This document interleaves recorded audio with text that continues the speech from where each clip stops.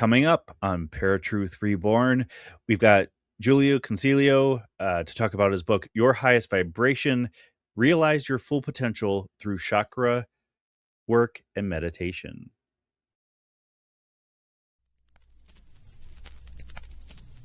Welcome to ParaTruth.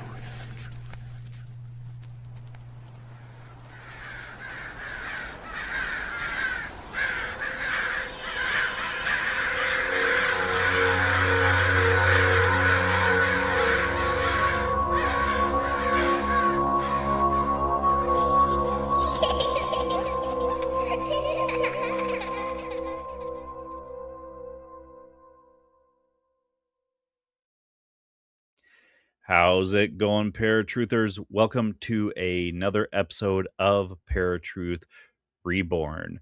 We are live on 107.7 FM New Orleans, 105.3 FM on the Gulf Coast, and United Public Radio Network. I am super stoked to have our guest on today to talk about chakra work and meditation. It's been a very long time, if ever, that we've had somebody on to talk about chakras. Julio, welcome to ParaTruth Reborn. Justin, thank you so much for having me. It's a pleasure to be here. Now, before we talk about the book, what first led you down the path of energy work and consciousness exploration? Sure. So between the ages of 19 and 33, I experienced some pretty profound and intense anxiety and the depression that comes with it. So despite trying the conventional route that seemed to fail, I went on to experience other wake-up calls, had an older brother pass away with cancer, a failed marriage, and then my own health scare. So in the fall of 2005, I was coming to a point where I've had my fill of personal suffering. And so I'd been staring at a book for a little while, and I finally purchased it by Dr. Daniel Amen, of all names. Amen. I didn't get past page 60 or 62.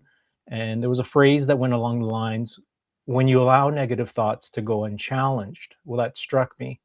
On this particular day, I was working at the dental office. I had a patient cancel, and the book was actually on the passenger seat of my car. So I did what I normally do, get in the car, drive a few blocks and decompress.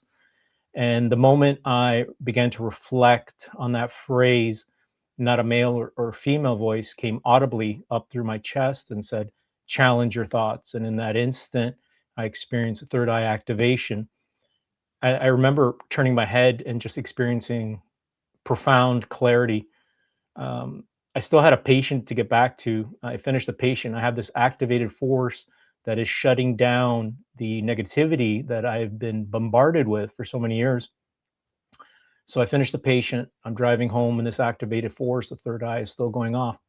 I get home, and coming into what I feel like is a state of surrender and emotionally spent, I just say, just let me die. And in that instant, as I laid on the couch, I popped out. And what I mean is my life force left. And when I came back, I knew what had happened.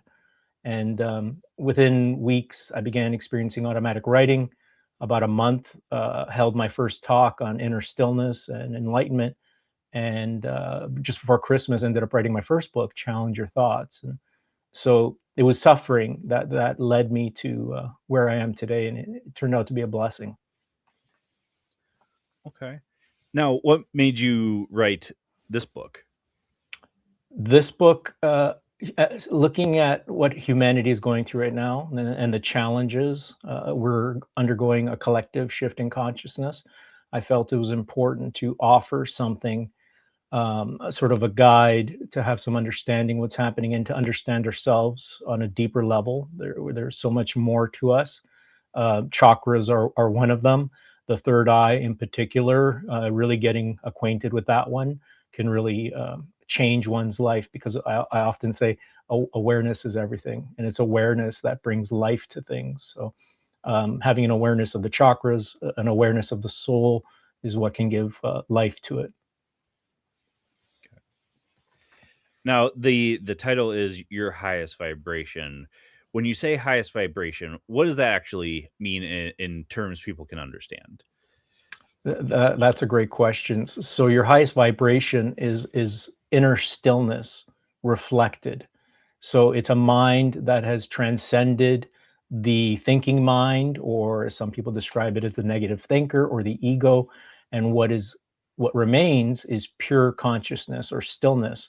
So it's not so much that we have to really do anything, but rather let go of everything, the limitations, the things that are keeping us stuck, or the things that we identify with that are actually lowering our vibrational frequency. So in that surrendered state, you allow the highest self now expressed through you, and it's experienced as inner stillness, but it's so much more than that. It's inner peace, clarity, wisdom, understanding, inner strength, and psychic abilities are allowed to express, including discernment.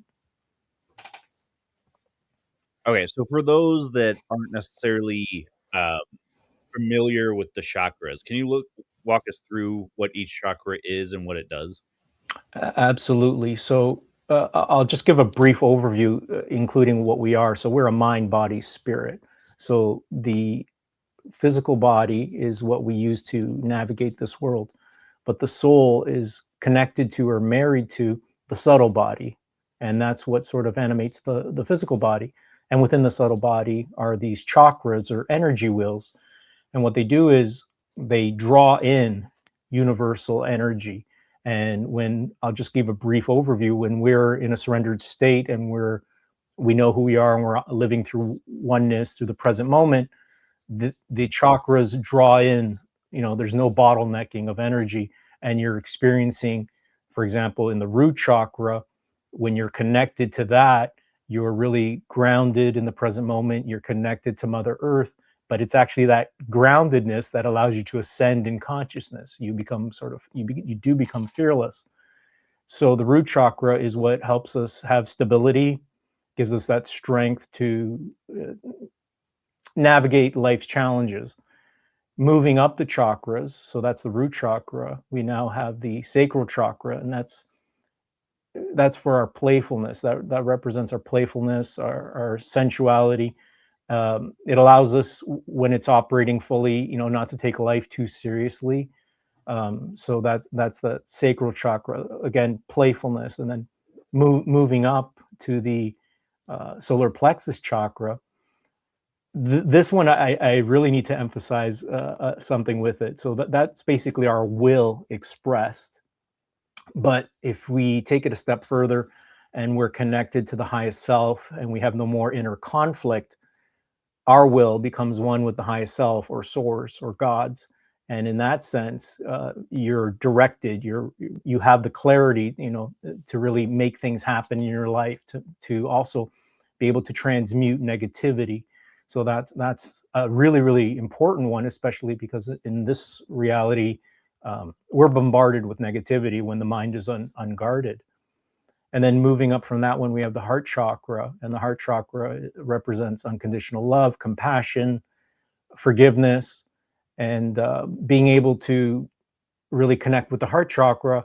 You not only do you really become empathic, but you also free yourself of the past or any former trespasses. And then moving upwards now to the throat chakra, that allows for, when we're connected to it, authentic expression, and we're able to express ourselves authentically without fear of judgment. And then going upwards now to the third eye chakra, that's the commanding center. That's the seat of clarity, wisdom, and understanding. And it's what connects us to universal consciousness or the unified field. When that is activated, when that third eye is activated, it will actually raise your vibrational frequency to the point where the ego, the negative thinker, is cast out. And what's left is that pure consciousness or stillness. But the gift that comes with this is that you're still able, then moving forward, to experience the thinking mind, but now it becomes a reminder to awaken and reawaken rather than being a source of one's suffering, because the ego in and of itself is attachment, it is fear, and it is suffering.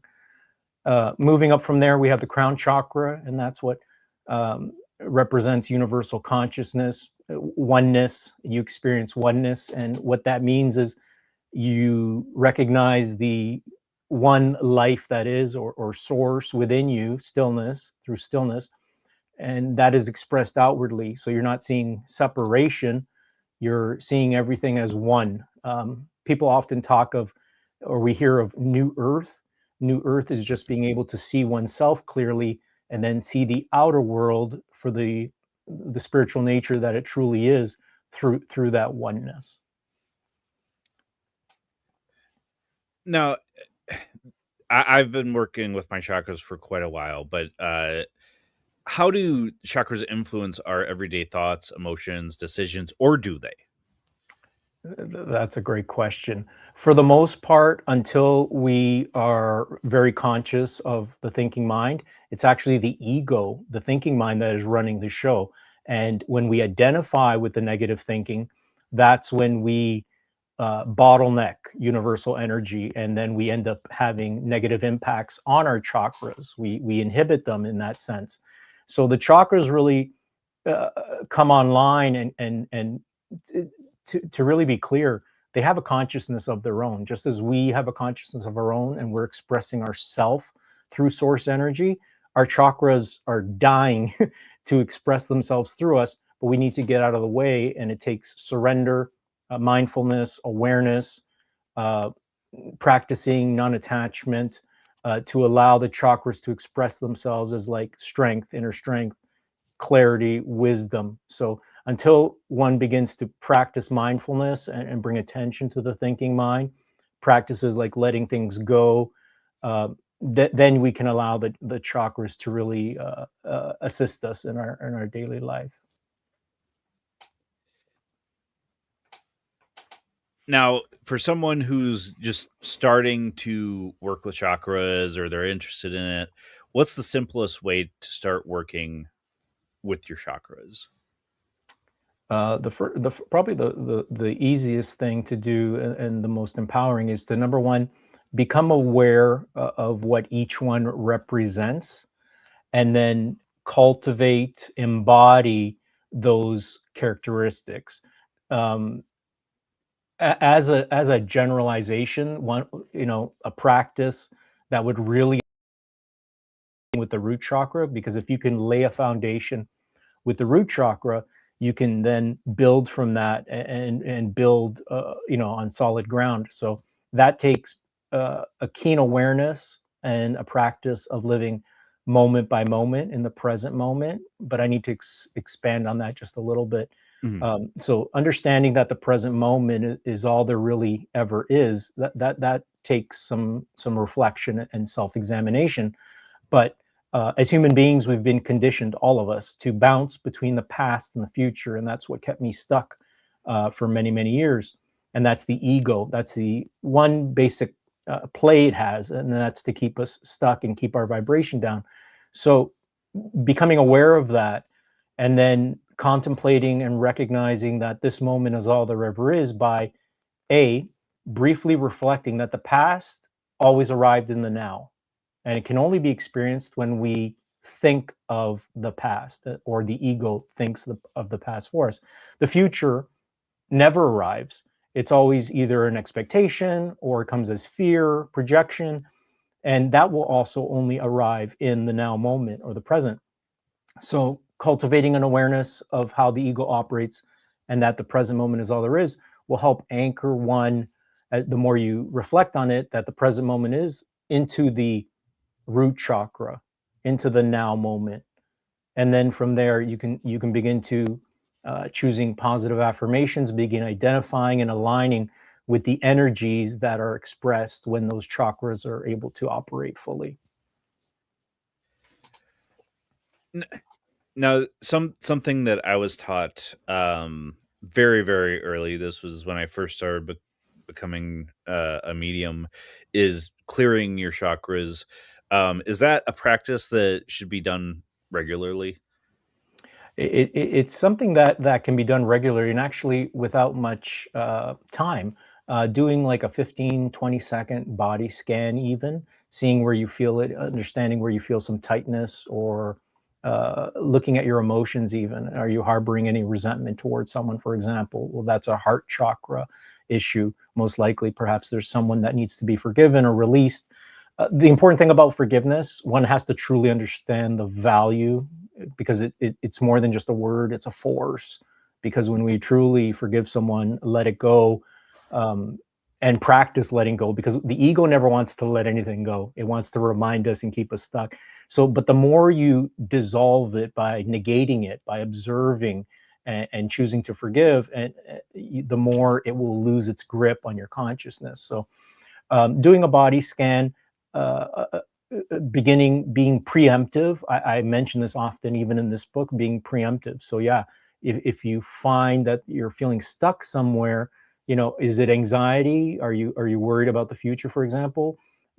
Ground yourself into the root chakra, into the present moment. So it becomes a practice, but it does become quite automatic, just like anything else, like even lifting weights. The more stronger you get, things become more automatic, and because you've built so much positive momentum, that's the key. Yeah. Um, Something that I've always struggled with, even more so in the past several years, is trying to meditate and get into that deep meditative state. But are there any big mistakes people make when trying meditation or energy work for the first time? I love this question. The first thing I'll say is meditation does not have to be so difficult or arduous. A lot of times we build things up. I give a few examples. For example, let's say you're washing dishes. Just be in the moment, be present, and just realize you're just in that moment washing dishes. That's a meditation. Or if you're reading a book, just be in the moment, and be one in that space reading the book. That's a great thing to do.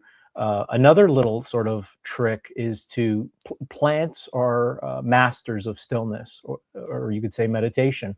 So even spending 5 or 10 minutes in a quiet space, get comfortable, and just put your attention and focus on the plant and on the nothingness surrounding the plant, can potentially have that nothingness reflected back at you as stillness.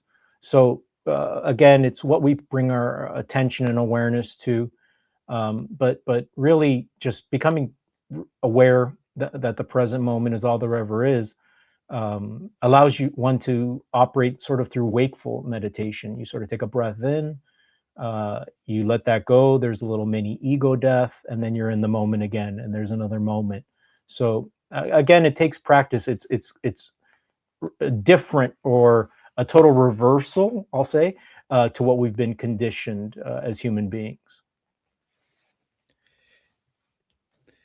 Now we live in an age where social media, I mean, having information at the touch of a finger, has kind of hindered people's ability to concentrate and whatnot. Do you think that has really damaged a lot of people's ways of being able to meditate? That's a great question. It's interesting. I actually sort of put a flip on things like this. We can look at things as negative or positive.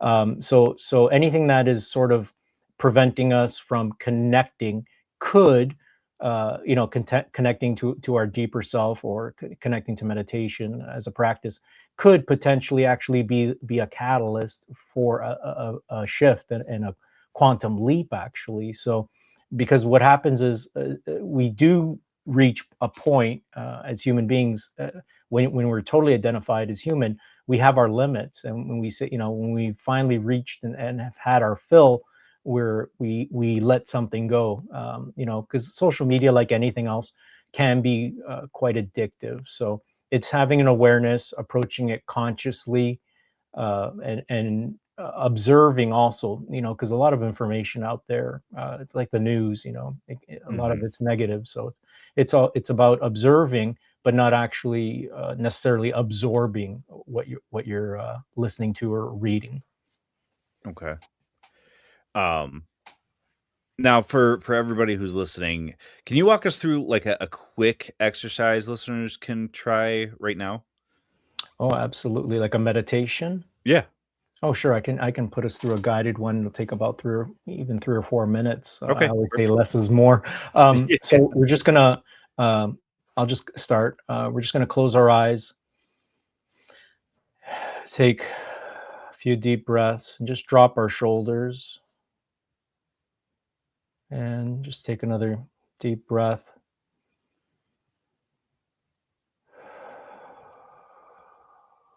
And I just want you to bring your awareness to the here and now, to this moment. Just follow my voice. Just take a deep breath and just drop your shoulders again. Just come into a more relaxed state. And I just want you to reflect on the concept of the present moment, this moment. And I just want you to reflect that the present moment is the key to connecting to the highest self. Deep breath.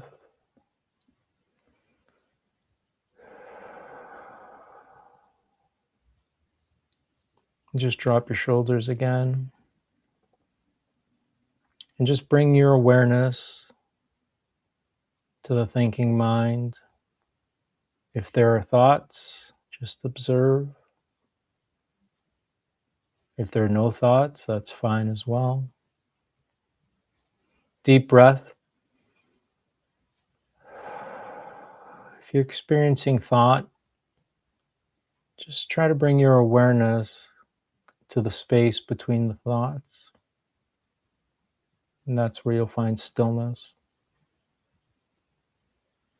Deep breath.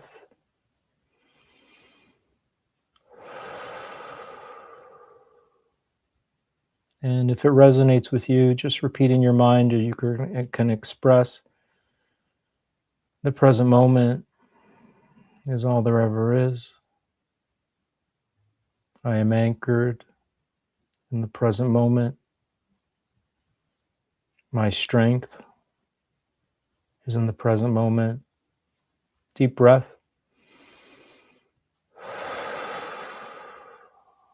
I am renewed here and now. And just take a deep breath.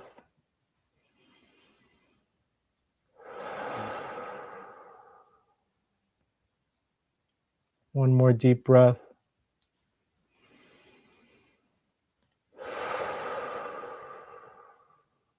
Just open your eyes, come back to the now.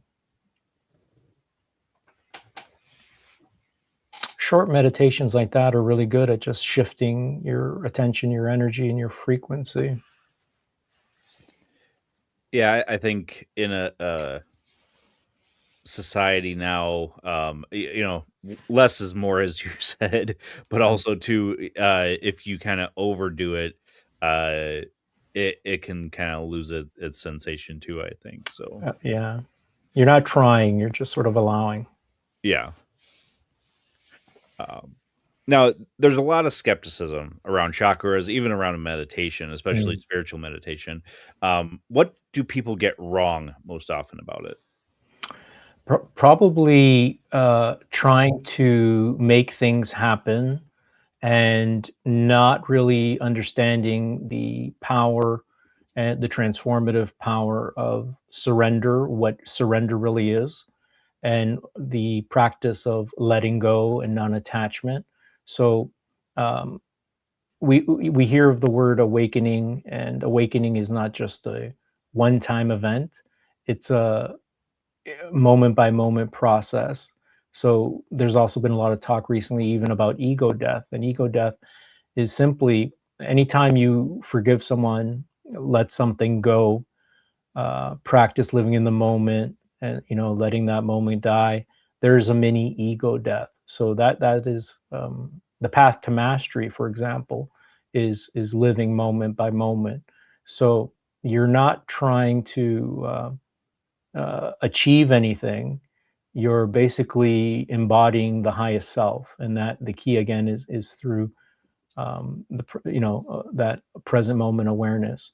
So it's a surrendered state, but it's that surrendered state of letting go, letting things go, where the highest self can guide and direct you. I often say wisdom is a one-way street from the highest self to the local or conscious mind. Now we've talked about raising your vibration. Is raising your vibration something anyone can do, or does it have to like be a type of mindset? That's a great question, but the interesting thing is we experience this often even throughout the day whenever, let's say, something good happens, when we're happy temporarily, or we something that we've been wanting to manifest, for example, or achieve, or even a job, you experience that temporary happiness. So we experience these moments all the time. The key though is if the desire is there to come into a state of where you're not only able to experience those, but you're not attached to the fleetingness of the happiness. So the uh, a high vibrational state, or operating through a high vibrational state, you're simply anchored and present. But you're also able to, when you understand the power of the mind, you realize number one, circumstances don't matter, and the other thing is that when you know who you are beyond the thinking mind, you understand that what you desire for your life is what source or God desires for you. So when you say I am happy, you experience happy in that moment, or I am joy, you experience joy in that moment, and it's not attached to anything. So that's the happiness, or the joy, or the energies. They're non-attached because they emanate from spirit. Spirit's not attached. Okay. Now we've all got stuff, is what we'll call it. Mm. And a lot of times it's really hard to get over, unresolved emotions, or trauma. But how does that affect chakra balance? That's a great question. So depending on what trauma or what negative emotion we're dealing with, so if it's anger or frustration, that will impact, depending if it's based because of a relationship, let's say that's gone sour, that'll impact the heart chakra. But what also happens, see, it has a cascading effect. Whether we're talking about positive or negative energy, there's always that sponsoring thought, positive or negative. So if it's a past hurt, let's say from a relationship, but then that can, when left unchecked, can spill into men treat everyone like this, or women are like that type of thing. So it branches out. Next thing you know, the energy is now speaking through you. I describe the ego essentially as a possessive entity, and given the chance, fed with our life force, it will actually just grow and branch out, because that's what fear does, anyways. So whether we're talking about positive or negative energy, uh, one needs to realize the impact that negativity has. So it would be prudent to, if you're experiencing negativity like that, to begin a way of addressing it. The thing is, as human beings, we absorb these negative energies, and we don't even come to the point where it's become sort of like ordinary, like daily life, and you don't realize something's really wrong until we start getting some really really big wake up calls. So it's important to be proactive.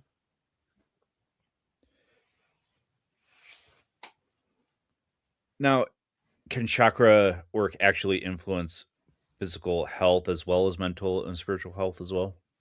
Ooh, absolutely, because the mind body connection. So there is no separation whatsoever. So if you're doing like third eye work, and cultivating being fearless, cultivating what happens, I'll give an example. So if someone's given a diagnosis, even if it's not a serious one, what happens is it can create fear, and fear of the body. And that actually can create a lot more problems. You know, whenever we see someone, let's say for example, unhappy, we will say, "What's the matter?" That's that's basically, we take these negative thoughts, we take this negative energy, and when we focus and create more fear surrounding it, that energy can coalesce and then turn into um, a manifestation or some sort of unwanted diagnosis in that sense, because mind body, there is no separation. So cultivating an awareness, a mindfulness, realizing that the physical body is a miraculous instrument, and given the chance, through cultivating mindfulness, awareness, can bring profound results, especially through the surrendered state. Now, I feel anybody that does this type of work for themselves, meditation, chakra work, um, we all go through transformations. We even go through transformations if we're not doing that. What's one transformation you've seen in yourself or even others that really has stuck out with you doing this work? Sure. So shortly after my third eye activation, I went on to experience many mystical events, and one was actual spontaneous healing. So I was at my sister's house. It was the weekend. I was spending a few weeks there as I was waiting for a house to be built, and I suddenly had a vision of a brick wall with the word ego spray painted on it, and I watched this crumble before my eyes, and then I was hit with an image of a wheelchair bound version of me being healed by a healthy me. And in that moment, I realized, since I healed my mind and my soul, I healed my body. And in that moment, I remember experiencing, and this was all happening sort of spontaneously. I was observing it happening, but that was through practicing stillness, practicing mindfulness. The energy, my soul, and that was actually the day where I made conscious contact with my soul. It bounced up and down. The energy, it was so profound. The tears that rolled down my face burnt my cheeks for 3 days, but I understood that I had a spontaneous healing, and that was after going through a very serious health scare. So I didn't think I was healed. I knew I was healed. And so that's just an example of what's possible when we operate through awareness and surrendered state. Now, is that kind of part of it? Is not thinking, but knowing? Oh, that's a huge part of it. Belief is good, especially, let's say, if someone's practicing manifesting things in their life, but Mm, knowing really, really shifts us. There's no doubt in that sense. The key, so as you know, or you're intending something, is to let go of how and when it will manifest, because by doing that, you actually allow the spontaneity of the soul to now express itself. When you're operating through soul awareness or universal consciousness, all bets are off, all things become possible. I almost can't put it into words, but spontaneous healing, having insights. Even before my shift in consciousness, I was having like psychic events that mm. there's no way I could have known these things, that have helped me tremendously resolve some issues. So yeah. Now, have you ever had somebody tell you, all of this is a load of bunk. You can't be doing this. You can't be seeing things that aren't happening or seeing things that aren't there. You can't heal yourself with energy work. Have you ever come across that, and how'd you handle it? I would say probably at the very early beginnings of maybe my writing career, and I give it no energy. Everyone, we're in a world of relativity, so Mm, everyone's operating at a different level of awareness. That's more than okay. It's more than perfect. right. So you just got to let them. If they want to spin their wheels, let them spin their wheels. But I've been living now 20 years consciously with an inner peace that I can't put into words, strength, clarity, wisdom. When I write the books, it's not, the high self is writing through me. So where is with this information coming from? It's contrary to what we've been conditioned to experience. So it's a life demonstrated. I would say that that speaks for itself. Okay. Yeah. Now, what does your personal daily practice look like when it comes to the chakra work, meditation, even just spiritual work? Sure. So I begin the day with gratitude. Basically, I set some intentions. I affirm things. I will, depending on what it is I want to manifest or share, let's say next. Um, I set intentions, embodying it, seeing it, not from a space of separation, but from the accomplished desire or the desire fulfilled. It's interesting with the manifestation process, or let's say with the law of attraction, people get stumped because a lot of times there's that trap. Number one of waiting. I'm waiting for it to manifest. That'll just keep you Mhm. waiting, and also manifesting from when you're not fulfilled already. So there's a big difference when you're already coming from a space of fulfillment. Again, it's that awareness of the soul, or soul awareness, or stillness, and trusting that a way has been made even when one is you don't see one. That's where again all things become possible. um, the key is being present, living in the moment. I think that's probably the biggest challenge as human beings, because we're so the ego is very enticing as well, very alluring. It's that energy, back and forth. So oftentimes, like I said, so the future can have some excitement when we're embodying that, but there's also a lot of times uncertainty, fear, and anxiety. In the past, sometimes better times, as well as anger, negativity. So I understand that. So it's just having an awareness. The ego now no longer is the dominating force. It's been, I'll be clear, it's been cast out, and now is just a reminder to awaken and reawaken. So basically, one understands, and this is probably key, when you're uh, have an understanding of who you are relative to source.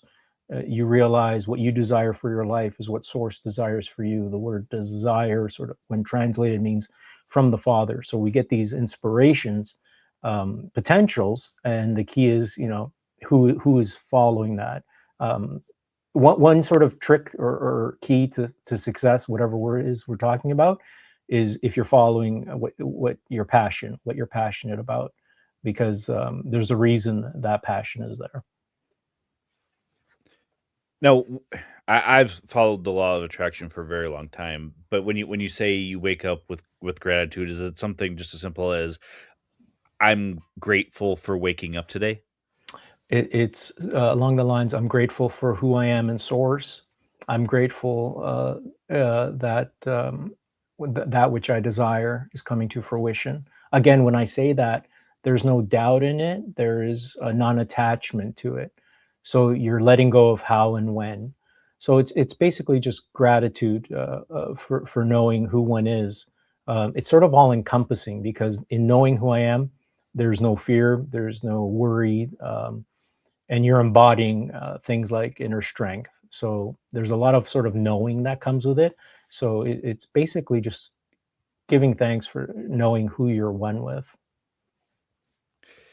Well, and I'm glad you bring that up because I think a lot of us, when it comes to this type of stuff, we're always worried about the when and where Yeah, instead of just being in the moment and realizing that it's there. We're gonna have it. We do have it, and just letting time, as relative as that is, because humans just concentrate on time instead of yeah, realizing that it is a lot. It's not linear like we think. no, So, no.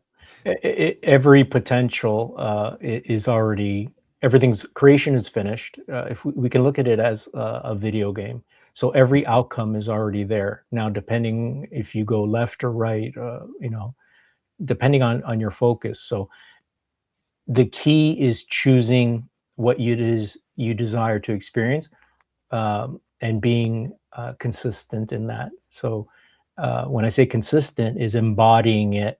It doesn't mean you embody it 24/7 in that sense, but you spend some time throughout the day seeing it, envisioning it. But throughout the day, you're just essentially operating through non-resistance, because it's resistance resistance and focusing on circumstances, which Mm. circumstances are neutral. They only become negative when we look at something and we react. I don't want to be here, or why is this not happening yet?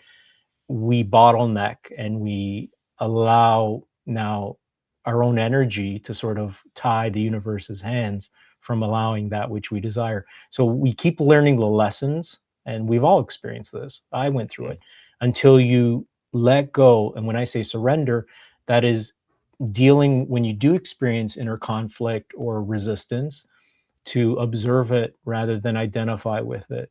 What you identify with is what you become, and what you become is what is expressed and experienced in the moment energetically, but then also it manifests your destiny. Moment by moment, we are manifesting our destiny. Okay. And I appreciate you talking about this because I too kind of still fall into this um negative thought process. And it we're humans. We Yeah. will do this, but I feel I needed to hear this today because it is one of those things where I tend to do it more often than I should, especially being a medium. Um, and I feel that I attract other people's negativity onto me as well as just negative outcomes as well. So I appreciate that. No, you're very welcome. Everything I always say, everything arrives when it's ready to sort of be resonated with. So that's yeah. But because we're one, I'll just even touch upon what you said. Because we're one with everything and everyone, we are. And I could actually demonstrate that in like 30 seconds. Let's say you're hammering in a nail on a wall, and you miss the nail and you smash your thumb, and you start cursing the hammer. Well, who feels the anger? You do, because Yeah. you and that hammer are one. You can't extend kindness to another person, even across the world, or anger, project anger, without you instantly experiencing it, because we're all one. So, um, going back to whether we're embodying a higher state or a lower state, we do call in whatever it is we are embodying. So, what happens is when you, though, make that shift and you're embodying more of your true self, even when you do experience those negative people or negative energies, they actually don't impact. It's the opposite now. You're so vibrating so high, you're impacting your environment, and you're able to see them through stillness and actually with compassion, rather than allowing them to sort of pull us into their stuff. Yeah. It's very empowering. Yeah, for sure. Yeah. Now, we kind of talked about this before we got on air. But do you believe energy work connects to paranormal experiences or heightened perceptions? That's a great question. I was experiencing the paranormal as far back as I can remember. I should mention this.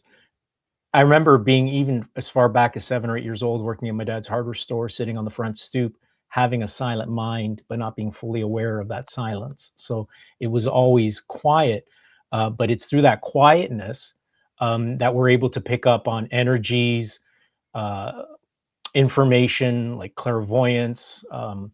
I've got some doozies of examples. I can share one if you want on uh, sort of a, I'll call it a third eye event if you like. Mhm. I was away at school. I started first year of school. I went to school in the States, and my girlfriend back then, high school, went to grade 13 here in Canada.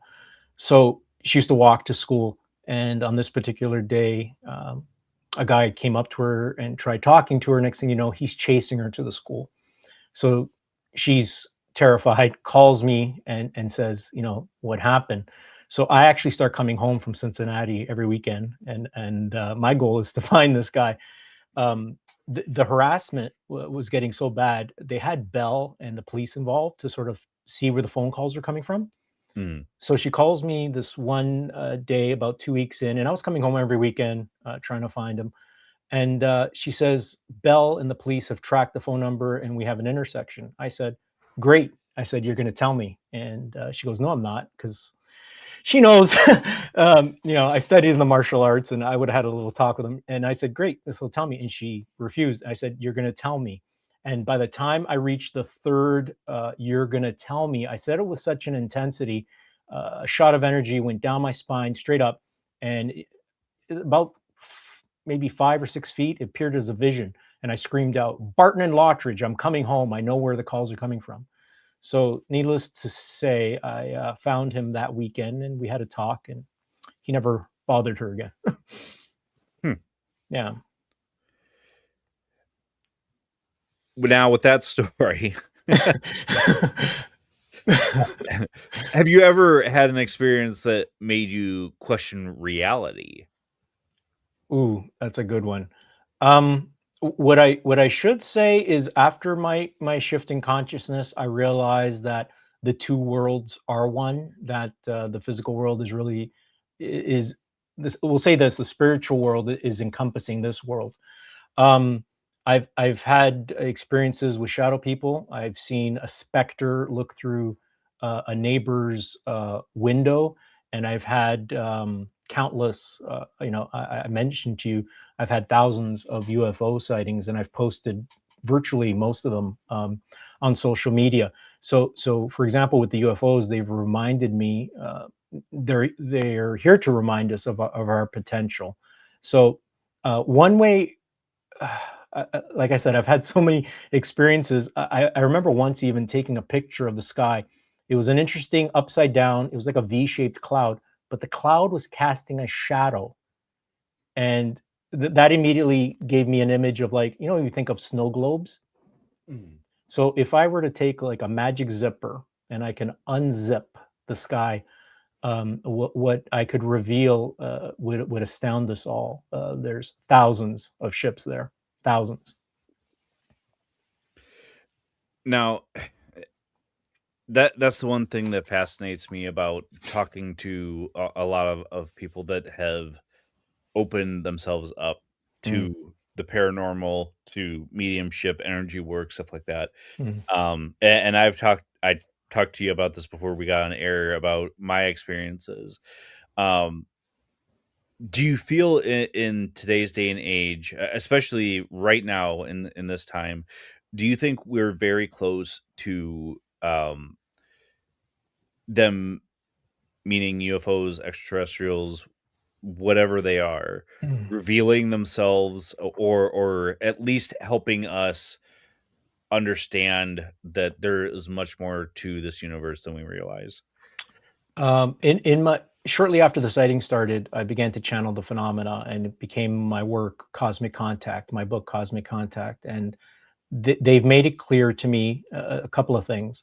They're not going to be another distraction, Mm. and they're not our saviors. And what I mean by that, and I should clarify this because I actually spoke to this with Michelle on a podcast with her, Okay. because it sounds like, oh, they're just going to let Earth go to hell in a handbasket. The Yeah. thing is this: they already see us as enlightened beings. We need to now wake up the masses, We need to realize understand it we ourselves. need to understand.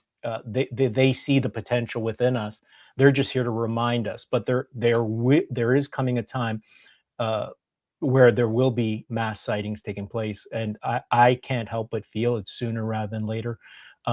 It My initial experiences with them, I'm gonna say gentle and yet no, baptism by fire, because it was that first week where I recorded my first two objects, and shortly Mm. after, the triangle appeared as a very black 3D triangle called Neighbors Over. They saw it, but the phenomena is so advanced, they've had to demonstrate what they can do in different encounters. So it's going to happen, and disclosure, even from a sense, is going to happen really through ordinary citizens, people who are experiencing these things. But the greatest disclosure, again, is just work, doing some self work, becoming more heart centered. And then if you have that desire to reconnect with Star Family, from one point of view, these are parallel slash future versions of ourselves. Mm. When you see it through oneness. So it's going to happen. It's going to happen, I think, sooner rather than later. But they've always been here. They've some of them have come as, we've experienced them as like guides, sort of, Mhm. let's say, like our highest self. So we've always been sort of guided. It's now we're coming. I should mention this. We're coming to the end of the separation experiment, and what I mean by that is separation from each other, from Source or God, and from the rest of creation. So that's why this is now happening. So the best thing to one can do right now is we're going through, and there appears to be like I think a lot of us have noticed there's more chaos in the outer world. That's a reminder to come back inward, anchor into the present, Mm, observe the outer, and remember the power of the mind. Set your intentions for what you want to see. So, new earth, like when I had my awakening in 2005, I realized new earth is not a future event. It's here and now, it's a parallel dimension. And when you occupy or have the awareness of inner stillness, you embody, you're now experiencing new earth, oneness with source and with everyone, and with them. So yeah, it's inevitable and a mass sighting, but they're just waiting for more people to become more heart centered. And but we're hitting a critical mass. We're pretty close. mm. So you feel that us if they reveal themselves to us, do you think it'll bring Earth closer as a people, like everybody coming together? Oh, it's going to be there's going to be massive shifts, all positive. We're humanity is already we're already one. We're already one with everything and everyone. Now it's people shifting out of separation. So anytime we operate through separation, we experience fear primarily. Nothing Right, wrong with it, but that's what it is. It just is what it is.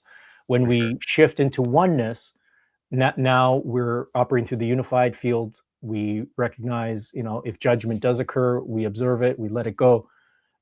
But like I said, they're waiting for more and more people to just become more heart centered in that sense.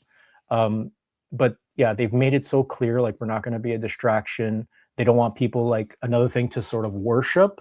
They Mm, want right. they want us to realize source within. I'll put it this way, we talked about earlier the law of attraction. The big elephant in the room is awakening to source. When we awaken to source within through inner stillness, it's like everything else that manifests, because now we're not resistant. It's like icing on the cake, but nothing. I've experienced material success before and after the shift. None of it compares to living through source, through oneness, through stillness. So that's the elephant in the room. I think that just needs to need to sort of wake up to. It's nothing. Nothing has to be added to us. It's just awakening to it. So we have to have that desire to reconnect. So this is what this is. It's just a temporary experience of pretending we separated from everything, and now it's that return. Now tying this into the book, do you feel that if people take this stuff seriously, chakra work, meditation, that is just one step closer to that? Absolutely. Even just practicing forgiveness and becoming keenly aware. This is the one of the present moment. Really examine that, reflect on that, examine how the ego operates. So between past and future, it's all about self awareness. It's not about becoming better than anyone. It's about becoming who you are beyond the thinking mind, the authentic self, the one that embodies like strength, wisdom, clarity, peace, compassion. So you're equipped more, because there's always going to be challenges. I say people are like, well, does that mean everything? You know, there'll be challenges, but what happens is now they're not even seen as that, because you're flowing. You know that a way has been made. So you're just moving with the flow of life, and so there's the sacral chakra, for example. You're in that flow. So doing that, doing the work, it's amazing how a little bit of, I should mention this, Mm, willingness to be guided, willingness to cultivate and practice, uh, can quantum leap one. Yeah. okay. Now, if there's anything our listeners take from this, what should it be? That's a great question. It should be that there's a lot more to us than our physical self and the thinking mind. There is a spiritual heavy hitter that is dying to express itself through us. It's the soul, and it's experienced as inner stillness. And the key is to reconnect with it is, one, becoming aware of the present moment and really becoming one with it, and recognizing that the present moment is our ally. It's the doorway, not only for the ascension process, but to embodying who we are, and tapping into those faculties like wisdom, discernment, strength, clarity, focus. Excellent. All right. Well, it is about that time to let you go. So I wanted to give you the chance to tell everybody where they can find you, find your work. The mic's all yours. Oh, thank you. So basically, it's my name, Julio Consiglio. You can find me in TikTok, Instagram, Facebook, Twitter. I think Blue Sky I added not too long Mhm. ago. YouTube. I not only share my insights from my teachings, but also a lot of my encounters with the phenomena. There's a massive consciousness aspect to them, and there's no separation between it. I've realized keenly. So yeah, thank you so much. Yeah. Julio, thank you so much for being on ParaTruth Reborn. It's been an amazing interview, amazing experience, and I'm looking forward to talking to you as more books come out for you. I'm going to put you in limbo for a second so I can close out the show, and then I'll be right back with you. Sure, thank you so much, Justin. All right, folks. Oh, make sure you check out your highest vibration, realize your full potential through chakra work and meditation. If you're watching the video, there it is right there for you.